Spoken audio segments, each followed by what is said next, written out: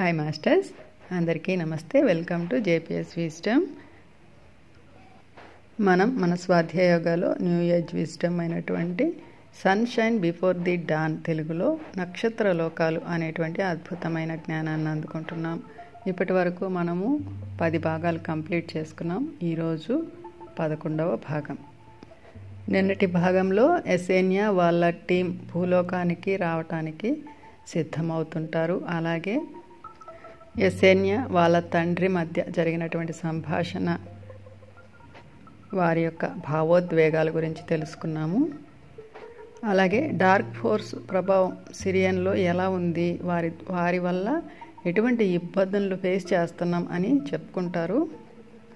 వాళ్ళని డైరెక్ట్గా అయితే మనం ఎదుర్కోగలము, కానీ వాళ్ళు అదృశ్య రూపంలో మన మీద దాడి చేస్తున్నారు, అందుకే వాళ్ళని మనం ఎదుర్కోలేకపోతున్నాం అని చెప్పుకుంటారు. అలాగే భూమి మీద కూడా వీళ్ళ యొక్క ప్రభావం అధికంగా ఉందని తెలుసుకుంటారు. అయితే మాస్టర్స్, ఇక్కడ డార్క్ ఫోర్సు మనందరి నుండి విడిపోయినప్పుడు వీళ్ళు తమ యొక్క దేహాలను కోల్పోతారు. అంటే అప్పుడు అందరం కూడా కాంతి దేహాల్లో ఉన్నాము, కానీ వీళ్ళు విశ్వచక్రం ముగిసే లోపులే వీళ్ళు తొందరపడి మన నుంచి విడిపోతారు. దానివల్ల వీళ్ళు క్వాంటం అనామలీలో చిక్కుకుపోతారు. అందుకే వాళ్ళ శరీరాలను వాళ్ళు కోల్పోతారు. అందుకే వీళ్ళు ఇతరుల దేహాలను తస్కరించడం కోసం, వారి యొక్క ఎనర్జీని దొంగతనం చేయడం కోసమే ఇటువంటి దాడులు చేస్తూ ఉంటారు. కానీ వీళ్ళకి దేహాలు లేనందువల్ల వీళ్ళని కనుక్కోవడం కష్టమైపోయి వీళ్ళని ఎదుర్కోవడం అనేది కష్టమవుతుంది మన మాస్టర్స్కి. వీళ్ళనే మనము గండర జనాలు, చీకటి శక్తులు, బ్లాక్ టీషర్ట్స్, డార్క్ ఫోర్స్, పడిపోయిన దేవదూతలు, రాక్షసులు, ఇలా రకరకాల పేర్లతో పిలుస్తున్నాం. అయితే వీరిని డైరెక్ట్గా ఎదుర్కోవడం కష్టం కాబట్టి వీళ్ళని మట్టు పెట్టాలంటే అంతర్నాద విద్య అనేది ఒక టెక్నిక్ ఉంది. ఇది ఎవరికీ తెలియదు మాస్టర్స్. ఈ అంతర్నాద విద్యను పూర్తిగా అభ్యసించిన ఒకే ఒక్క పర్సన్ శ్రీరాముడు. ఆయన ఎంతో కాలంగా ఆస్ట్రల్ తలాల్లో ఈ జ్ఞానాన్ని అభ్యసించి భూమి మీద మొట్టమొదటిసారిగా మానవ దేహంలో జన్మ తీసుకుంటారు. అంటే విష్ణుమూర్తి అవతారం. అంటే ఇక్కడ శ్రీరామచంద్రుడి యొక్క జన్మ లక్ష్యం ఏమిటంటే సీతమ్మను వివాహం చేసుకోవాలి, లేదంటే రావణాసురుని సంహరించాలని కాదు మాస్టర్స్. ఆయన్ని మన మాస్టర్స్ అందరూ తయారు చేసుకుంది ఎందుకంటే ఈ గండర జనాల్ని, ఈ భూమి మీద ఉన్న ఈ దేహాలు లేనటువంటి డార్క్ ఫోర్స్ని మట్టు పెట్టడానికి. అందుకే శ్రీరామచంద్రుడు భూమి మీద జన్మ తీసుకున్నప్పటి నుంచి ప్రతి ఒక్కరూ కూడా ఆయన ఎంతో జాగ్రత్తగా కాపాడుకుంటూ వస్తారు. లక్ష్మణుడు జన్మ తీసుకుంది కూడా శ్రీరామచంద్రుడికి ఎల్లప్పుడూ ఆయన వెన్నంటే ఉండి ఆయన్ని ఎప్పుడూ సంరక్షిస్తూ ఉంటారు. అందుకే శ్రీరామచంద్రుడికి ఎల్లప్పుడూ చివరి వరకు తోడు నీడగా ఉండింది ఒక్క లక్ష్మణుడు మాత్రమే.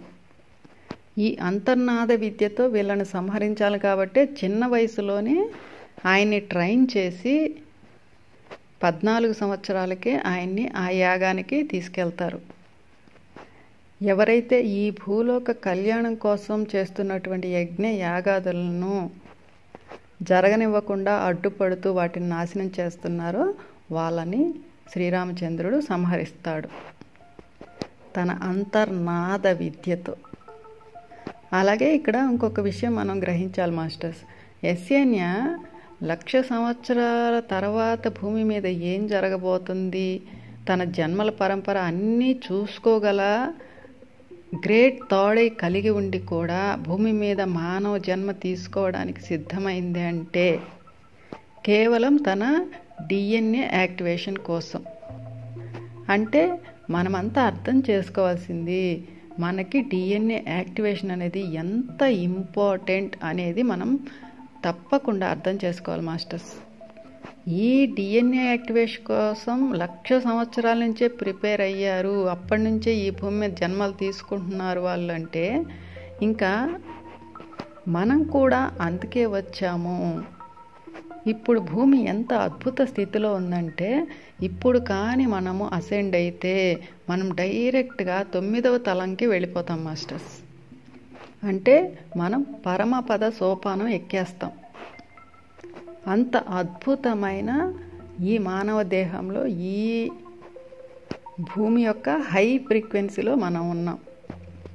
అందుకే వాళ్ళంతా ఈ భూమి మీద జన్మల గురించి, ఇక్కడ ఉన్నటువంటి కష్ట నష్టాల గురించి వాళ్ళకి తెలిసినా కూడా సాహసం చేసి మరీ భూమి మీద జన్మలు తీసుకునేందుకు సిద్ధమయ్యారు. అటువంటి సాహస యాత్రలో మనం కూడా ఉన్నాం కాబట్టి మనకు మనమే శభాష్ చెప్పుకొని చప్పట్లు కొట్టుకుందాం మాస్టర్స్. ఈరోజు మనం 11వ భాగం అట్లాంటిస్ గురించి తెలుసుకున్నాం. భూమికి వెళ్లాల్సిన ఈ సిరియన్ బృందం ఫెడరేషన్ నక్షత్ర నౌక యొక్క ట్రాన్స్పోర్టర్ ఛాంబర్లో ప్రత్యక్షమైంది. సెపె అనే యువకుడు, ఆబ్సింతే అనే స్త్రీ వీళ్ళని కలుసుకున్నారు. ఆబ్సింతే ప్లైడిస్కి చెందిన స్త్రీ. చాలా సంవత్సరాలుగా ఇదే నక్షత్ర నౌకలో ఉంటుంది. ఆమె వీళ్ళందరినీ ఓ పెద్ద డైనింగ్ హాల్కి తీసుకెళ్ళింది. తేలికగా భోంచేశారు అందరూ. ఆబ్సింతే భూమికి చాలాసార్లు వెళ్ళింది. అట్లాంటిస్లో స్థిరపడాలని అనుకుంటోంది. కియోర్ పట్టణం గురించి ఎంతో చెప్పింది. ప్లీడియన్ పాలకులు ఆ నగరాన్ని అందంగా, శాంతియుతంగా ఉండేదిగా తీర్చిదిద్దారని చెప్పింది. అక్కడి ఓ కొండపై ఉన్న అందమైన గుడి గురించి కూడా చెప్పింది. అదేమీ పెద్ద నగరం కాదు, చిన్నదే, అయినా చాలా బాగుంటుంది అని చెప్పింది. గుడిలో ప్రార్థన, ధ్యానం చేసుకోవచ్చని చెప్పింది. వింటున్న వారందరూ అలసిపోయినట్లు గమనించి నిద్రపోవడానికి వారి వారి గదులను చూపించింది. ఓ సన్నని కారిడార్ గుండా నడిచి ఎన్నో గదులను దాటి వారికి కేటాయించిన గదులను చూపించింది. ఇదే నీ గది యసేన్యా అంది. చిన్నగా నిరాడంబరంగా అవసరమైనంత ఫర్నిచర్తో అందంగా ఉంది గది. వెంటనే నిద్రపోయింది యసేన్య. మెలకు వచ్చిన తర్వాత తన గదికున్న గుండ్రటి కిటికీల గుండా చూస్తే నక్షత్రాలు ఎంతో వేగంగా కదిలిపోతున్నాయి. మళ్ళీ నిద్రపోయింది యసేన్య. మళ్ళీ మెలకు వచ్చేటప్పటికి గది తలుపు ఎవరో తడుతున్నారు. చటుక్కును లేచి తలుపు తీసిన యసేన్య ముందు ఓ యువతి ట్రేలో పండ్లు, బ్రెడ్లతో పాటు ఓ పాట్లో లెమన్ టీతో నిలబడి ఉంది. థ్యాంక్స్ చెప్పి దాన్ని అందుకుంది. ఇంకో 2 గంటల్లో నక్షత్ర నౌక కమాండర్తో మీటింగ్ ఉంది. ఆబ్సింతే మిమ్మల్ని తీసుకువెళ్ళడం కోసం వస్తుంది చెప్పిందా స్త్రీ. పలహారపు పళ్ళాన్ని తీసుకొని బెడ్ మీద కూర్చొని నింపాదిగా ఆరగించింది యసేన్య. ఇంతకుముందు ఎన్నడూ ఫెడరేషన్ నక్షత్ర నౌక ఎక్కలేదు. గెలాక్సీ అంతటా ట్రాన్స్పోర్టర్ ద్వారానే ప్రయాణించింది ఇది వరకు. బహుశా 1000 మంది ఉన్నారేమో ఈ నక్షత్ర నౌకలో అని తనలో తాను అనుకుంది యసేన్య. ఈ ఫెడరేషన్ నక్షత్ర నౌకలు ఆకాశంలో పూర్తి స్వేచ్ఛ స్వాతంత్రాలతో విహరిస్తాయి. ఇవి నక్షత్ర జాతుల కమిటీ ఆధ్వర్యంలో నడుస్తాయి. ఇవి అవిరామంగా ఉన్నత లోకాలన్నిటినీ మట్టి చుట్టి వస్తూ దండయాత్ర పరుల నుంచి కాపాడుతూ ఉంటాయి. ఈ గ్యాలక్టిక్ ఫెడరేషన్ నక్షత్ర నౌకలు తరచుగా భూమికి వస్తూ ఉంటాయి. ఇవి చాలా పెద్దగా ఉండటం వలన భూమి యొక్క ఆకర్షణ క్షేత్రం బయట ఉంచి వారు చిన్న చిన్న వాహనాల సహాయంతో భూమి మీద దిగుతారు. బ్రెడ్ని నెమ్మదిగా తింటోంది యసేన్య. ఆ ఫ్లేవరు తాను ఇంతకుముందు ఎన్నడూ తినలేదు. ఈ నక్షత్ర నౌక కమాండర్ వెగాకు చెందినవాడు. వెగా లైరన్ స్టార్ సిస్టంలో ఓ భాగం. ఆబ్సింతే, పెపె వీళ్ళందరినీ తీసుకుని నక్షత్ర నౌక పై భాగంలోని పెద్ద గదిలోకి తీసుకువెళ్లారు. అక్కడ వీళ్ల కోసం కమాండర్ ఎదురు చూస్తున్నాడు. అతడు పొడవుగా, సన్నగా ఉండి గోధుమ రంగు కళ్లతో, బూడిద రంగు వెంట్రుకలతో ఉన్నాడు. మీరంతా వచ్చినందుకు ధన్యవాదాలు. నేను కమాండర్ నాస్నా అన్నాడు. విశ్వకాంతి భాష మాట్లాడుతున్నాడు. చాలా కాలంగా నౌకలో పనిచేస్తున్నట్లు, భూమి గురించి, ప్రస్తుత పరిస్థితుల గురించి చెప్పాలనుకుంటున్నట్లు చెప్పాడు. భూమి మీద దక్షిణాన ఉన్న సముద్రం మధ్యలో కాలనీ ఏర్పాటైనప్పటి నుంచి ఎన్నో నక్షత్ర జాతుల వారు వచ్చి స్థిరపడుతున్నారు. మేము ఎంతో జాగ్రత్తగా కాపలా కాయాల్సి వస్తోంది. ఎందుకంటే శాంతి, ప్రేమ కోరని వారు కూడా చొరబడే అవకాశాలు ఉన్నాయి.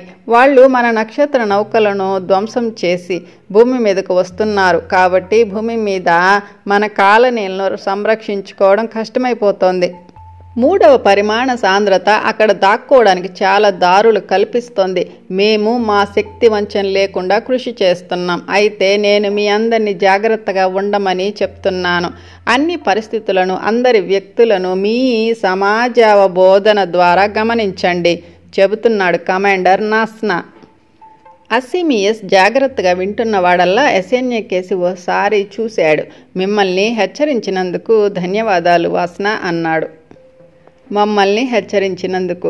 మేము చాలా జాగ్రత్తగా ఎరుకతో ఉంటాము. మేము భూమి మీద మొదటగా అట్లాంటియన్ సిటీ అయిన కియోర్కి వెళదాం అనుకుంటున్నాము. అక్కడి నుంచి మేము ఇతర ప్రదేశాలకు వెళతాము. మీరు మాకు ఇంకా ఏమైనా జాగ్రత్తలు చెబుతారా అడిగాడు ఎసీమియస్. దానికి వాస్నా, మీరు మరీ అంతగా భయపడాల్సిన పని లేదు. కాకపోతే అట్లాంటియన్ దీవులలో చాలా చోట్ల, మూలో కొన్ని చోట్ల మన గ్యాలక్సీ బయట నుంచి వస్తున్న వారు చైతన్యం అంతగా పురోగమించని కారణంతో వారిలో స్వార్థ చింతన ఎక్కువగా ఉంది. అందువల్ల అందరికీ మంచి జరగడానికి భిన్నంగా వారి ద్వారా సమతుల్యత దెబ్బతింటోంది. అంతేకాకుండా భూమి ద్వంద్వత్వాలతో కూడుకున్నది. మన కాలనీ వాసులు ఆ గ్రహాన్ని మరింత ఉన్నతీకరించి కాంతి పదం వైపు నడిపించాలనుకుంటున్నాను. కనుక ఈ శక్తులను వ్యతిరేక శక్తులు పాడు చేయడం మనకు ఇష్టం లేదు. నేను ముఖ్యంగా మీకు చెప్పదలుచుకున్నది ఏమిటంటే, అక్కడ మీరు కలవబోయే వ్యక్తులు మీలా ఉండకపోవచ్చు. వారు మీతో స్నేహంగా నవ్వుతూనే ఉంటారు. వాళ్లల్లోని 2వ కోణం మీరు గుర్తించగలగాలి. త్వరగా ఎవరిని విశ్వసించవద్దు. కియోర్లో పర్వాలేదు, కానీ ఇతర ప్రదేశాలు చాలా జాగ్రత్త అవసరం. ఇంకా 12 డెకాన్లలో భూమికి దగ్గరవుతాము. అక్కడి నుంచి చిన్న చిన్న వాహనాల్లో మీరు భూమికి వెళ్లాల్సి ఉంటుంది. చాలా త్వరగానే మీరు భూమిని చేరుకుంటారు. కియోర్కు దగ్గరలోని ఓ కొండ మీదకు మీరు చేరుతారు. కియోర్ ఉండల్ అనే అట్లాంటియన్ దీవిలో ఉంది. సరే, మీ అందరికీ ఈ నౌకలోకి మా స్వాగతం. మీరు అంతా ఈ ప్రయాణాన్ని ఆస్వాదించాలని ఆశిస్తాను. ఈ నౌక చాలా పెద్దది. చిన్న నగరమంతా ఉంటుంది. మీకు కాలక్షేపం కోసం చాలా ఏర్పాట్లు ఉన్నాయి. ఆప్సింతే పెపే మీకు అన్నీ చూపిస్తారు. థ్యాంక్ యూ ముగించాడు నౌక కమాండర్ వాస్నా. ఆ తర్వాత సిరియన్స్ అంతా నౌకను, ప్రయాణాన్ని బాగా ఆస్వాదించారు. అది వాళ్ళకి ఎంత నచ్చిందంటే తిరిగి సిరియన్కు వెళ్ళేటప్పుడు కూడా ఈ నౌకలోనే వెళ్ళాలి అనుకున్నారు. మరో 2 డెకాన్లలో భూమిని చేరుకోబోతున్నారు. ఎసెన్యా ఎంతో ఉద్వేగానికి గురి అవుతోంది. ఎంతో కాలంగా తాను కోరుకుంటున్న సమయం మరికొంతసేపట్లో రాబోతోంది. లైరా నుంచి వచ్చినప్పటి నుంచి ఎంతో కాలంగా మోభావంగా దూరంగా ఉంటున్న ఎసెన్యా ఈ మధ్య బాగా తేరుకొని మామూలైంది అనుకుంది క్రిస్టియానా. లైరాలో ఎమరాల్డ్ కొండల మీద ఉన్న ఎటోసాస్ లేత నీలి రంగు రాతి కట్టడాలు ఉన్న పట్టణంలోనూ ఎసెన్యా, మోస్టీనియా ఒంటరిగా మాట్లాడుకోవడం గమనించింది కదా క్రిస్టియానా. ఆ మరుసటి రోజు మొదట డెక్కాన్లో నక్షత్ర నౌక భూ గురుత్వాకర్షణ క్షేత్రానికి కాస్త దూరానికి చేరుకుంది. తేలికపాటి ఆహారం తీసుకున్న తర్వాత ఒక ప్రెషర్ ఛాంబర్లోకి చేరుకున్నారు. అక్కడ భూమిని చేర్చే చిన్న అంతరిక్ష నౌకలు 2 ఉన్నాయి. వీళ్ళంతా ఒక దాంట్లోకి వెళ్ళగానే పైలట్ కౌంట్ డౌన్ చెప్పసాగాడు. అదే సమయంలో మెర్కబా అని పిలువబడే వలయాకారపు కాంతి క్షేత్రం ఆ వాహనం చుట్టూ ఏర్పడింది. అంతా పూర్తి అవగానే నక్షత్ర నౌక అడుగున ఉన్న ఓ ప్రెషర్ లాక్ తెరుచుకొని చిన్న అంతరిక్ష నౌక, అంటే భూమి మీద ల్యాండ్ అవ్వడానికి ఉపయోగించే అంతరిక్ష నౌక, పెద్ద నక్షత్ర నౌక నుంచి రోదసీలోకి బయటకు వచ్చేసింది. ఆ చిన్న రోదసీ నౌకలోని కిటికీల గుండా బయటకు చూసిన ఎసెన్యాకు రంగురంగుల గుండ్రటి బంతిలా కనిపించింది. అది రాను రాను బాగా దగ్గరికి వచ్చేసింది. ఆ గుండ్రటి ఆకారం ఇక కనబడకుండా పోయింది. అంతా నీరు, అక్కడక్కడ నేల కనిపించసాగింది. కొండలు, లోయలు స్పష్టంగా కనిపించసాగాయి. ఆపై భవనాలు కనిపించాయి.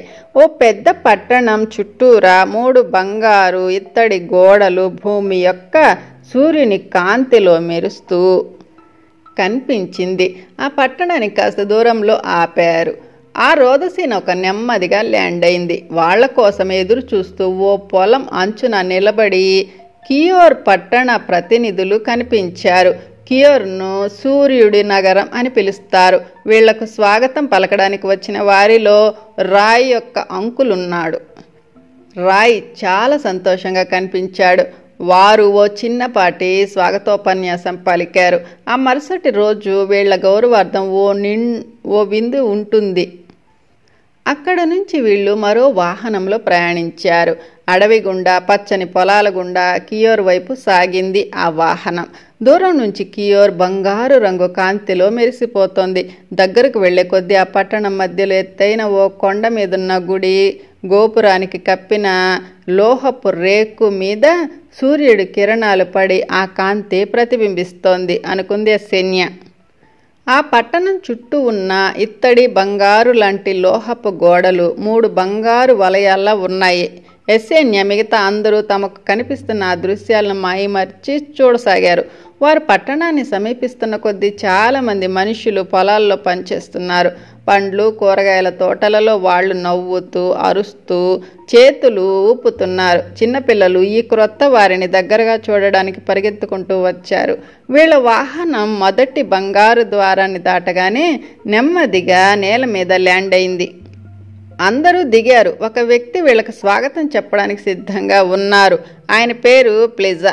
ప్లీడియన్ల రాజు. నక్షత్ర జాతుల తరపున అట్లాంటిస్ను ఆయనే కనుగొన్నాడు.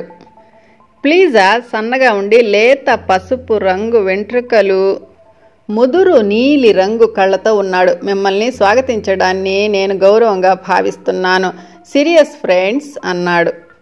సూర్యుడి అట్లాంటియన్ నగరానికి స్వాగతం. మీ ప్రణాళిక గురించి చాలా విన్నాం. మీ పరిశోధనలకు కావలసినవన్నీ మీకు అందజేస్తాం. అట్లాంటిస్లో మేమంతా ఎన్నో నక్షత్ర జాతులకు చెందిన వాళ్ళం. అయినా ఒకే సత్యానికి కట్టుబడి ఉంటాం. అదే ప్రేమ. మన సృష్టికర్త అయిన భగవంతుడి సేవ ఎవరు చేస్తారో వాళ్ళందరిలోనూ ఏకత్వాన్ని కలిగి ఉంటాం. రేపు మనమంతా కలిసి భోజనం చేద్దాం. మీ అవసరాలు సౌకర్యాలు అన్ని రకాలుగా ఏర్పాట్లు చేశాం. కొన్ని రోజుల పాటు మీరు ఇక్కడ హాయిగా తిరిగి మా పట్టణాన్ని పరిశీలించండి. మీరు ఎక్కడికైనా స్వేచ్ఛగా వెళ్ళి రావచ్చు అన్నాడు. సీరియస్ బృందం పెద్దగా అసీమియన్స్ ఒక అడుగు ముందుకేసి ప్లీడియన్ రాజు ముందు తల వంచారు. ధన్యవాదాలు ప్లీజా. మీ మర్యాద మీ స్వాగతం ఎంతో మెచ్చుకోదగ్గవి. నేను నా కూతురు ఎస్సేన్య మిగతా బృంద సభ్యులను పరిచయం చేస్తాను. వీరంతా భూమి మీద క్రొత్త మానవుల సృష్టి కోసం జన్యు చట్టాన్ని రూపొందిస్తారు. ఈ క్రొత్త మానవులు మన నక్షత్ర జాతులన్నిటి ఉన్నతమైన గుణాలను కలిగి ఉంటారు అని బృంద సభ్యులందరినీ పరిచయం చేశాడు. అంతా ప్లీజాకు వినయంగా నమస్కారం చేశారు. మీ అందరికీ నా స్వాగతం. మీరంతా అట్లాంటిస్ను బాగా ఆస్వాదిస్తారని నమ్ముతున్నాను అన్నాడు ప్లీజా. వీళ్ళంతా మళ్ళీ వాహనాన్ని ఎక్కి 2వ 3వ బంగారు ద్వారాల గుండా లోపలికి వెళ్ళారు. దారిలో ఎంతోమంది వీళ్ల వైపు చేతులు ఊపుతూ చిరునవ్వు నవ్వుతూ చూశారు. అక్కడి భవనాలన్నీ రాతి కట్టడాలే, కానీ వాటిపైన లోహపు పూత లేదు. పట్టణానికి మధ్యలో ఉన్న భవన సముదాయం వైపు వెళ్ళింది వీళ్ళ వాహనం. తెల్లటి రాతి ఆర్చీల చుట్టుగోడల మధ్యలో ఈ భవనాలు అందంగా పొందిగ్గా ఉన్నాయి. ఈ ఆర్చీలు భవన సముదాయం మధ్యలో చిన్న చిన్న కొలను వైపుకు దారితీస్తున్నాయి. కొలను నిండా గుండ్రటి ఆకుపచ్చని ఆకులు, కొలను మధ్యలో చిన్న ఫౌంటైను, అందులో నుంచి ఎగిరిపడిన నీటి బిందువులు, ఆకుల మీద కూర్చుని సూర్యుడి వెలుతురులో నాట్యం చేస్తున్నట్లుగా ఉన్నాయి.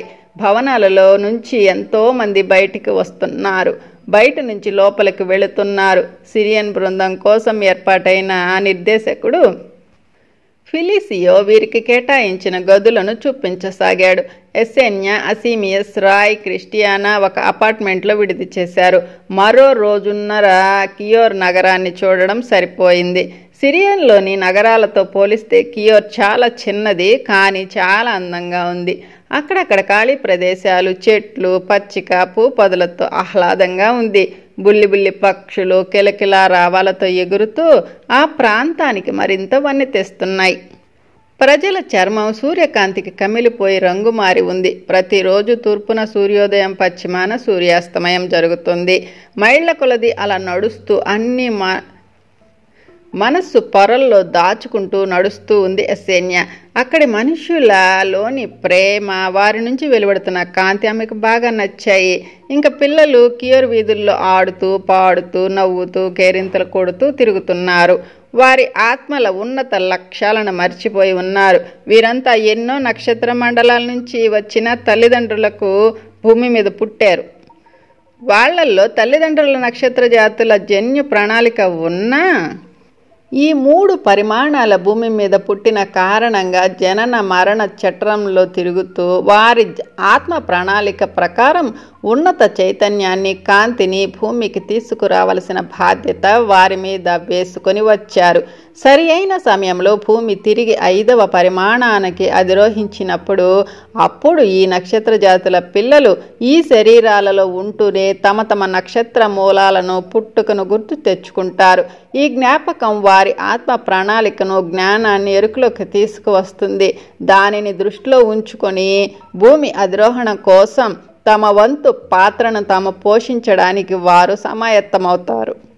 యస్సేన్యా సూర్యకాంతి మీద పడుతుండగా ఓ చోట కూర్చుని ఆడుకునే పిల్లల్ని గమనిస్తూ రేపు తనది ఇలాంటి పాత్రే కదా అని అనుకుంటూ ఉండిపోయింది. అందులో ఓ అమ్మాయి ఎరుపు బంగారు వర్ణాల మిశ్రమ వెంట్రుకలు, వంపులు తిరిగి ముఖం మీద పడుతుంటే తోటంతా గెంతుతూ ఉంది. 8 సంవత్సరాలు ఉంటాయేమో. అక్కడ ఉన్న 3 పిల్లలకు నాయకురాలిగా ఉంది. తన చేతుల్లో గడ్డం ఆనించి ఎంతోసేపు ఆ పిల్లలను, వారి ఆటను గమనిస్తూ ఉండిపోయింది యస్సేన్యా. పూర్తిగా విశ్రాంతి పొందింది. హఠాత్తుగా మోస్టీనే గుర్తుకు వచ్చాడు. ఈ సమయంలో ఎక్కడ ఉన్నాడో, ఏం చేస్తున్నాడో అనుకుంది. అనుకోకుండా ఆమె వ్రేళ్లు మెడలోని బంగారు తాళం చెవిని రుద్దాయి. అతడి శక్తిని అనుభూతి చెందింది. అతని సందేశం ఇంచుమించు అతని స్వరంతో తాను వింటున్నట్లుగానే భావించింది. ఈ బంగారు తాళం చెవి నా హృదయానికి తాళం చెవి, కానీ ఇది మరో ప్రదేశానికి కూడా తాళం చెవి. దీన్ని జాగ్రత్తగా ఉంచి భూమికి తీసుకొని వెళ్ళు. ఇది నిన్ను రక్షిస్తూ నీకు నిర్దేశకత్వం చేస్తూ ఉంటుంది. నువ్వు ఎప్పుడు ఎక్కడికి వెళ్ళాలో నిర్దేశిస్తుంది. మనకు అన్నిటికన్నా ముఖ్యంగా అది నిన్ను వెనుకకు తిరిగి నా దగ్గరకు చేరుస్తుంది. యస్సేన్యా కళ్ళు నీటితో నిండాయి. మోస్టీనా చెప్పినట్లుగానే తాళం చెవిని భూమికి తెచ్చింది. ఏం జరుగుతుందో చూడాలనుకుంది. ఎమరాల్డ్ హిల్స్లోని కాటేజ్లో మోస్టీనా తనతో చెప్పాడు త్వరలో ఆమె భూమి మీద జన్మించబోతున్నట్లు. అది దివ్య ప్రణాళికలో ఆమె ఆత్మకు సంబంధించిన విషయం అని చెప్పాడు. అతడు ఇంకా అప్పుడే మొదలవుతున్న 4 మహాయుగాల కాల పరిమితి తర్వాత భూమి పురోగతి చెంది పరిణామపరంగా ఉన్నత స్థితిలోకి వెళ్ళినప్పుడు అతడు మరికొందరు నక్షత్ర లోకాల నుంచి భూమికి వస్తారు. అప్పుడే అతను ఆమెను తిరిగి తనతో పాటు తన ఇంటికి తీసుకువెళతాడు అని కూడా చెప్పాడు. యస్సేన్యా ఆలోచిస్తోంది. మరి ఈ తాళం చెవిని భూమికి తెచ్చింది ఏం జరుగుతుందో చూడాలనుకుంది. మరి ఈ తాళం చెవి ఏ తలుపును తెరవబోతోంది? ఈ తలుపు భూమి మీద ఉందా? ఆమె ఆలోచనలో పడింది. ఏమీ తోచడం లేదు. ఆమెకు తెలిసిందల్లా తాళం చెవిని ఎప్పుడు చేతుల్లోకి తీసుకున్నా ఆమె మోస్టీనియా సామీప్యం, ప్రేమ అనుభూతి చెందుతోంది. ఆ అనుభూతి ఆమెకు ఎంతో వెచ్చదనాన్ని, బలాన్ని ఇస్తోంది. ఆ రాత్రి అట్లాంటియన్లు సిరియన్ల గౌరవార్థం ఓ వేడుక నిర్వహించారు. భోజనాలు 6 బయట నక్షత్రాల కింద వరుసగా టేబుల్స్ వేసి ఏర్పాటు చేశారు. మధ్యలో గుండ్రటి వేదిక మీద ప్లేజా, మరి ఇతర అట్లాంటియన్ ఉన్నతాధికారులు, సిరియస్ అతిథులు ఆసీనులయ్యారు. ఆ ప్రదేశమంతా వేల కొలది విద్యుత్ దీపాలు అలంకరించబడి పైనున్న నక్షత్రాలతో పోటీ పడుతున్నట్లుగా ఉంది. భోజనం తర్వాత ప్లేజా మాట్లాడడానికి లేచాడు. క్లియర్ పట్టణ వాసులారా, నా స్నేహితులారా, ఇవాళ మనమంతా సిరియన్ నుంచి వచ్చిన ప్రతినిధులకు స్వాగతం చెప్పడానికి సమావేశమయ్యాము. ఈ ఆత్మలు భూగ్రహం మీద జాతులను పరిశీలించడానికి వచ్చారు. బాగా అభివృద్ధి చెంది ఎంతో ఉన్నతమైన శక్తివంతమైన జీవులను రూపొందించి భూమి మీద నివసించేలా వీలు కల్పించడం వారి లక్ష్యం. ఈ జీవులు క్రొత్త మానవులు అని పిలువబడతారు. హ్యూ అంటే దేవుడి పవిత్ర శబ్దం అని అర్థం. ఈ జీవులు నక్షత్ర జాతులన్నిటి అత్యున్నత లక్షణాలను, ముఖ్యంగా ఈ 12 దిగువ స్థాయి స్వర్గలోక వాసుల లక్షణాలను కలిగి ఉంటారు. ఈ క్రొత్త మానవుని జన్యు నమూనా మన లోకం నుంచి ఇక్కడికి రాబోయే పిల్లల్లో అనుసంధానించబడుతుంది. నిదానంగా అయినా ఖచ్చితంగా పూర్తి మానవ జాతిలో ఇమిడిపోతాయి. నక్షత్ర లోకాల నుంచి వచ్చిన మన పిల్లలు ఎప్పటికీ వారి వారి ఇంటికి అంటే లోకాలకు తిరిగి వెళ్ళలేరు. మనం ప్లీడియన్లం. సిరియస్ మీద కానీ లైరాలో కానీ మనుగడ సాగించలేము. వాటికి సరి అయిన జన్యు నిర్మాణం మనలో లేదు. భూమి తిరిగి తన పూర్వపు 5వ పరిమాణానికి ఎదగడానికి సుమారు 1,00,000 సంవత్సరాల భూకాల పరిమితి అవసరం అవుతుంది. అది సంభవించినప్పుడు భూమి మీద జీవిస్తున్న అందరూ తమలోని అత్యున్నత కాంతిని గుర్తిస్తారు. ప్లీజా కియోర్లోని ప్రజల వైపు తిరిగి తల వంచి అభివాదం చేశాడు. మీలో భూమి మీద స్థిరపడాలన్న ధైర్యము, ముందు చూపు ఉన్నవారు ఈ పూర్తి గెలాక్సీ కొత్తగా మొదలవడానికి దారి చూపుతారు. భూమి తన 4 మహాయుగాల కాలపరిమితి పూర్తి చేసుకున్న తర్వాత మానవుని జన్యు సంకేతం శక్తివంతంగా, అత్యున్నతంగా ఎలోహిం ద్వారా ఉత్తేజింపబడుతుంది.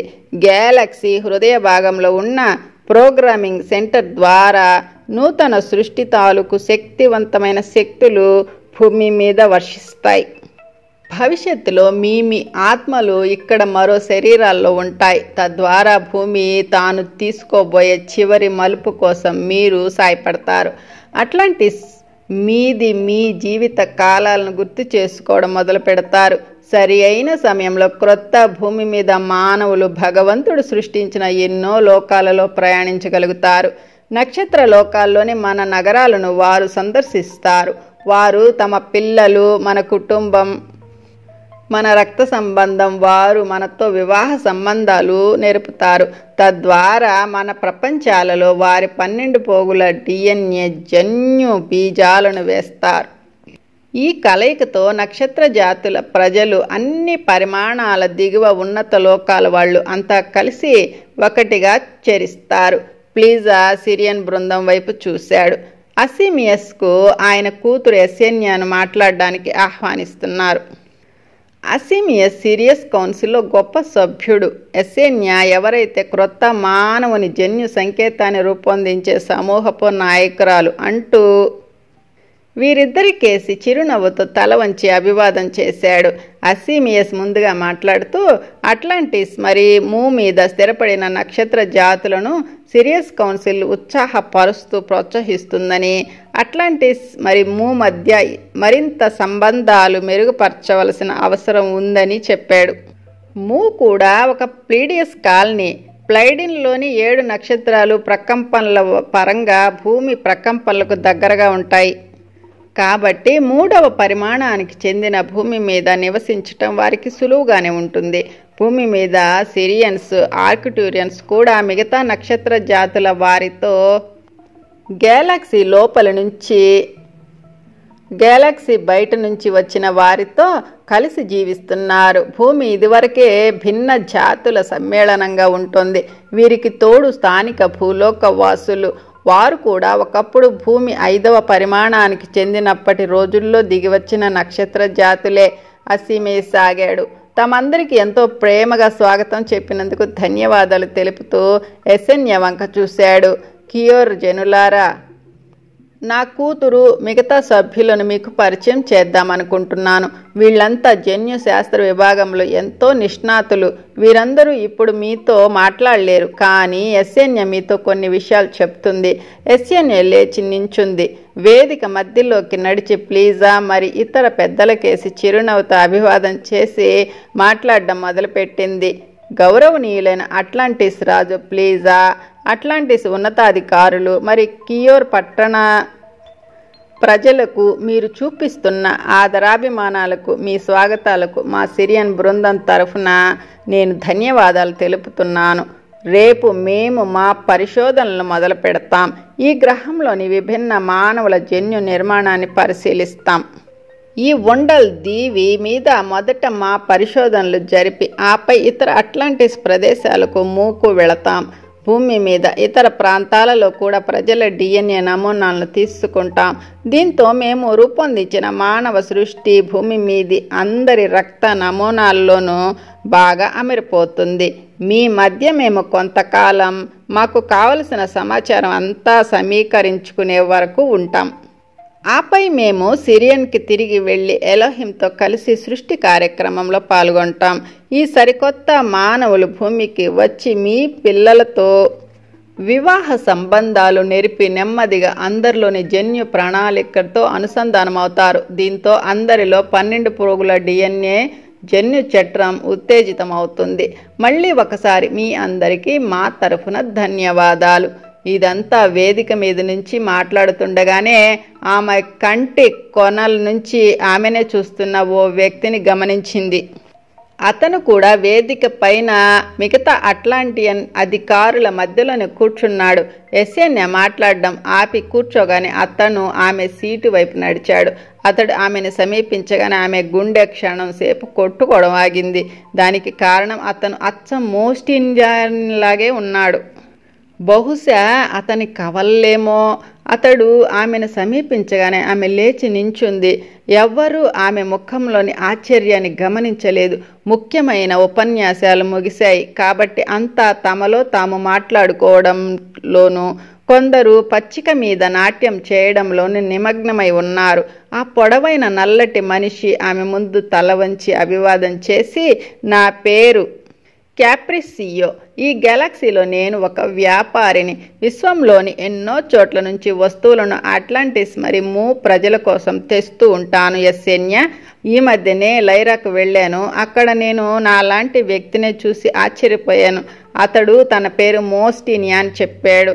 గ్యాలక్టిక్ ఫెడరేషన్ కౌన్సిల్లో అతడు లైరా తరఫు సీనియర్ ప్రతినిధి. నేను భూమికి వెళుతున్నాను అని చెప్పగానే అతడు నీ గురించి చెప్పి నీకు అతని శుభాకాంక్షలు చెప్పమని చెప్పాడు. ఇదంతా చెప్పి క్యాప్రిసియో వంగి ఎస్ఎన్ఏ చేతిని ముద్దాడాడు. ఆమె భావోద్వేగాలను గమనించాలని అతని కళ్ళు ఎస్ఎన్ఏ ముఖాన్ని పరిశీలనగా చూశాయి. ఆశ్చర్యకరంగా ఎస్ఎన్ఏలు ఎటువంటి ఫీలింగ్స్ లేవు. తేరుకున్న ఎస్ఎన్ఏ ఎట్లాగో నోరు పెగల్చుకొని, అతడు ఎలా ఉన్నాడు, నేను అతని లోటును అనుభవిస్తున్నాను అంది. క్యాప్రిసియో కళ్ళు నీలంగా ఉన్నాయి. మోస్టినియా కళ్ళు నల్లగా ఉంటాయి. అతడు కూడా నువ్వు లేని లోటును భావిస్తున్నాడు అన్నాడు.